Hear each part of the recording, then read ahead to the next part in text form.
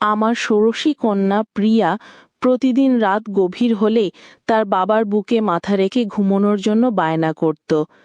তার এই আবদার দেখে আমার স্বামীও আদরের মেয়েকে কাছে টেনে নিত।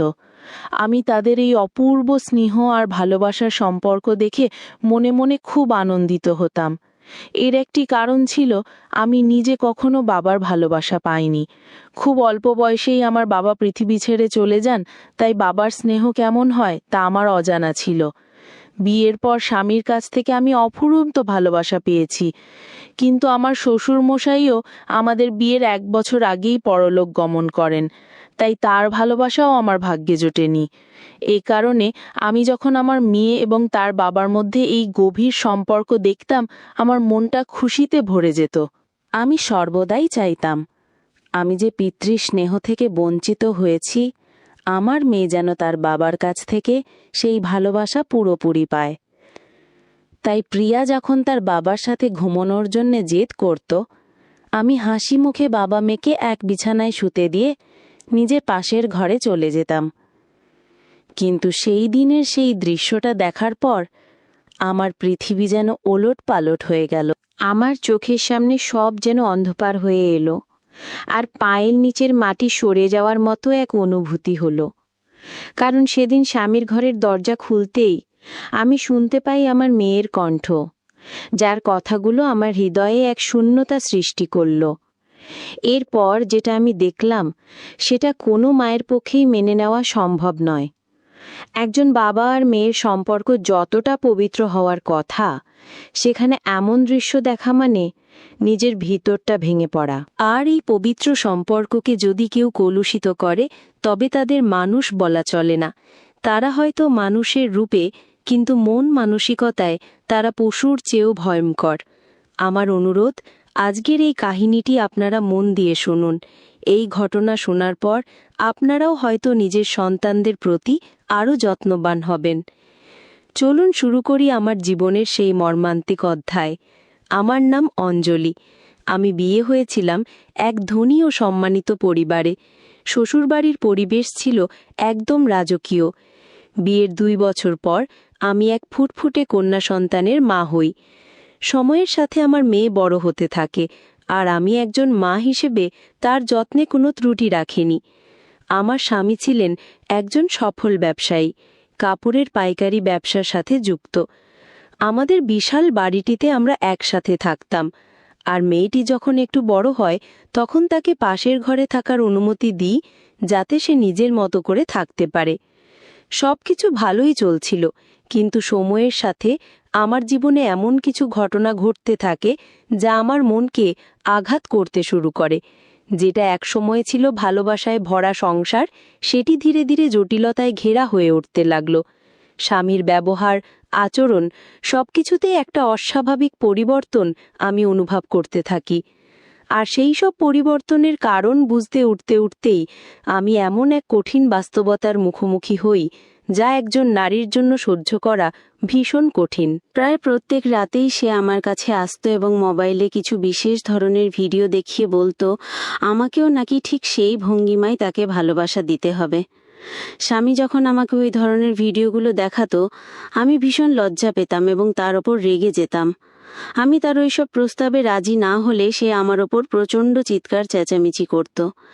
এমনকি এক রাতে তার চাহিদা এতটাই বেড়ে গিয়েছিল যে সে একটি ভিডিওতে যেভাবে একটি মেয়ে একটি ছেলেকে আদর করছিল, ঠিক সেভাবেই আমাকে তার সঙ্গে আচরণ করতে বাধ্য করতে চাইল। আমি এই ধরনের নোংরামিতে রাজি না হওয়ায় সে আমার ওপর ভয়ানকভাবে চিৎকার শুরু করে দেয়। আমাদের দুজনের চিৎকারের শব্দ শুনে আমাদের তরুণী মেয়ে প্রিয়া ঘরের ভেতর চলে আসে এবং জিজ্ঞেস করে আমরা এত রাতে কেন এমন ঝগড়া করছি। মেয়েকে দেখা মাত্র আমি ভীষণ ঘাবড়ে গিয়ে বললাম, প্রিয়া, তুমি আমাদের জন্য চিন্তা করো না মা, তুমি নিজের ঘরে গিয়ে শুয়ে পড়ো। তখন আমার স্বামী তার মেয়ের কাঁধে হাত রেখে বলল, প্রিয়া, আমার সোনা মা, চলো আজ আমি তোমার ঘরে ঘুমাবো আর তোমাকে গল্প শোনাবো। সেদিন আমার স্বামী আমার ওপর রাগ করে মেয়ের ঘরে ঘুমাতে চলে যায়। এদিকে আমি আমার মেয়ের সম্পর্কে এমন এক সত্য জানতে পারলাম, যা শুনে আমি বিস্ময়ে হতবাক হয়ে গিয়েছিলাম। কিন্তু যখন আমি সেই সত্যটা জানতে পারি, তখন অনেক দেরি হয়ে গেছে। আসলে আমার স্বামীর প্রচুর সম্পত্তি ও অর্থ থাকায় আমাদের জীবনযাত্রাও ছিল ভিন্ন। আমাদের বাড়িতে প্রায় বড় বড় ধনী ব্যক্তিরা আসতেন এবং তাদের সঙ্গে আমার স্বামী পার্টি করত। এই সব কিছু আমার মন্দ না লাগলেও আমি নিজের সংস্কৃতি ও মূল্যবোধ কখনো ভুলিনি। এত ধনসম্পদ থাকা সত্ত্বেও আমি সবসময় নিজের মান সম্মান বজায় রেখে চলতাম। কিন্তু আমার মেয়ে ছিল স্বভাবের দিক থেকে সম্পূর্ণ বিপরীত। সে যেহেতু ছোটবেলা থেকে প্রচুর আদর যত্নে বড় হয়েছে এবং এক নামকরা প্রাইভেট স্কুলে পড়ত, যেখানে সমাজের উঁচু স্তরের ছেলেমেয়েরা পড়াশোনা করত, তাই তার চালচলন ছিল অন্যরকম। আমার মেয়ে প্রায়ই তার বন্ধুদের সঙ্গে গাড়িতে করে ডিস্কো ও ক্লাবে যেত এবং সেখানে তাদের সাথে উদ্দাম আনন্দে মেতে উঠত। প্রিয়াকে তার বাবা অনেক বেশি স্বাধীনতা দিয়ে রেখেছিল, যা আমি একদমই পছন্দ করতাম না। এমনকি প্রিয়া আমাকে পড়াশোনার নাম করে মিথ্যে কথা বলে তার ছেলে বন্ধুদের সঙ্গে ক্লাবে চলে যেত এবং সেখানে গিয়ে যা করতো তা শুনলে আপনারাও চমকে উঠবেন। আসলে প্রিয়া ওই বয়সেই তার ছেলে বন্ধুদের সঙ্গে ক্লাবে গিয়ে ঘনিষ্ঠ সম্পর্কে লিপ্ত হতো এবং বিকৃত আনন্দ উপভোগ করত। অন্যদিকে আমার স্বামী প্রায় প্রত্যেক রাতেই আমার সঙ্গে তার ইচ্ছে মতো সম্পর্ক করার জন্য ঝামেলা করত। আমার অনিচ্ছা সত্ত্বেও শুধু স্বামীকে খুশি রাখার জন্য এবং সংসারের শান্তি বজায় রাখতে সে যেভাবে চাইতো আমি সেভাবেই তার কথা মেনে নিতাম। কারণ আমি জানতাম আমাদের মধ্যে রোজগার এই অশান্তির প্রভাব আমাদের মেয়ে প্রিয়ার ওপর পড়বে। তাই আমি তার সব ইউকো মেনে নিতে শুরু করেছিলাম। কিন্তু ততদিনে আমি অনেক দেরি করে ফেলেছি এবং আমার মেয়ের ওপর এর যে মারাত্মক প্রভাব পড়বে তা আমি কল্পনাও করতে পারিনি। আমার মেয়ে যখন তরুণী হয়ে ওঠে এবং আমার স্বামী যখন রাতে আমার সঙ্গে তার ইচ্ছা পূরণ করতে না পেরে ঝামেলা করত, তখন প্রিয়া লুকিয়ে জানালার ফাঁক দিয়ে সবকিছু দেখত। আমাদের চিৎকারের কারণ জানার জন্য সে একদিন পরিকল্পনা করে আমাদের ঘরে জানালাটা সামান্য ফাঁক করে রেখেছিল। সেদিন রাতেও যখন আমার স্বামী আমার সঙ্গে ঝামেলা করছিল, আমি বাধ্য হয়ে তার পছন্দের একটি ভিডিও দেখে তারপর তার সঙ্গে ঘনিষ্ঠ হয়েছিলাম।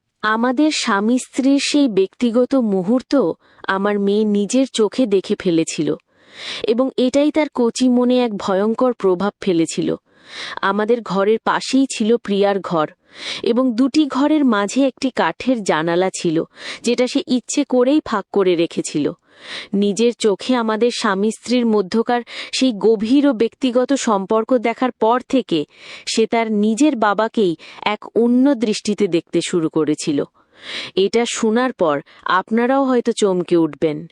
সেই ঘটনার পর থেকে আমার তরুণী মেয়ে তার বাবাকে নিজের দিকে আকৃষ্ট করার জন্য সব সময় সেজেগুজে থাকত, যাতে সে তার বাবার সঙ্গে অবৈধ সম্পর্ক স্থাপন করতে পারে।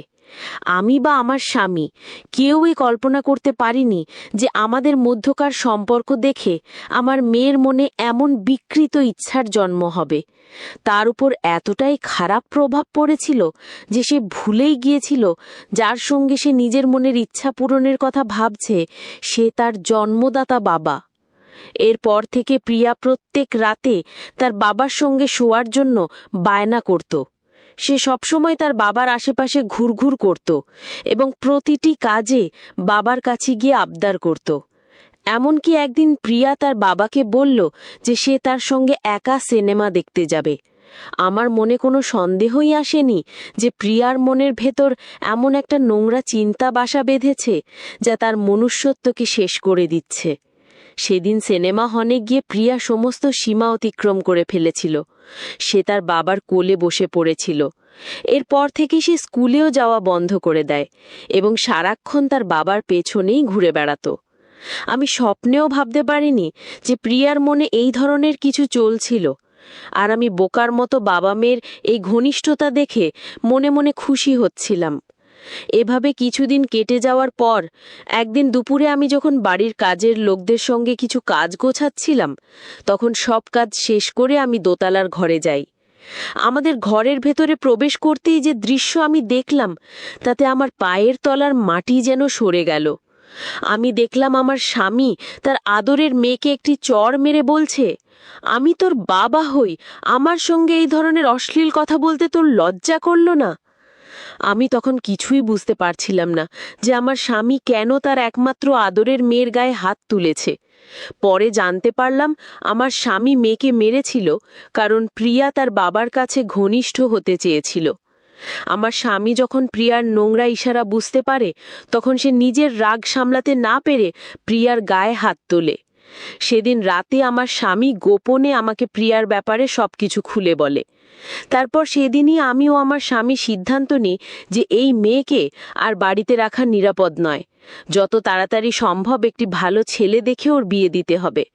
সেই দিন থেকেই আমার স্বামী প্রিয়ার জন্য ভালো পাত্র খুঁজতে শুরু করে এবং সেই ঘটনার 20 দিনের মধ্যেই মেয়ের বিয়ে ঠিক করে ফেলে।